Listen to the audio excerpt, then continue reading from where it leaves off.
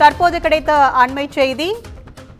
கரூர் மாவட்டம் ஆத்தூர் பெரும்பாறை அருகே நீரில் மூழ்கி 9ஆம் வகுப்பு மாணவன் உயிரிழந்துள்ளான்.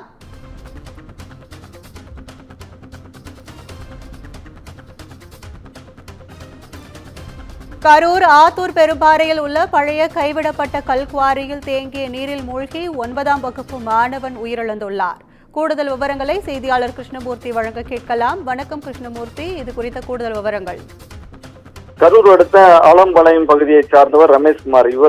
இவர் தமிழ்நாடு செய்தித்தாள் காகித நிறுவனத்தில் ஒப்பந்த தொழிலாளராக பணிபுரிந்து வருகிறார். இவரது மகன் ராகுல், இவர் 9ஆம் வகுப்பு படித்து வருகிறார். இந்நிலையில் காலாண்டு பருவ தேர்வு விடுமுறை தினமான என்பதால் சிறுவன் ராகுல் மற்றும் அவரது நண்பர்களுடன் சேர்ந்து விளையாட சென்றுள்ளார். அப்போது அருகில் உள்ள ஆத்தூர் பெரும்பாறை என்ற இடத்தில் பழைய கைவிடப்பட்ட கல்குவாரியில் தேங்கி கிடந்த தண்ணீரில் குளிக்க சென்ற போது நீரில் மூழ்கி உயிரிழந்துள்ளார்.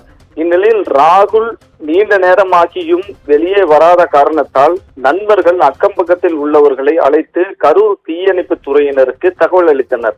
அதன் பேரில் தீயணைப்பு துறையினர் விரைந்து வந்து சம்பவ இடத்திற்கு சிறுவனை தேடும் பணியில் ஈடுபட்டனர்.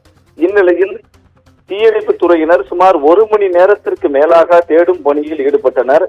பின்னர் ராகுல் நீரில் மூழ்கி உயிரிழந்த நிலையில் அவர் உடலை மீட்டனர்.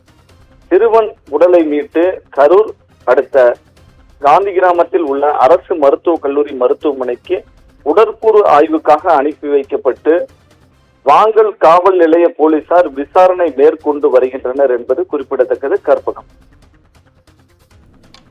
உங்கள் விவரங்களுக்கு நன்றி கிருஷ்ணமூர்த்தி.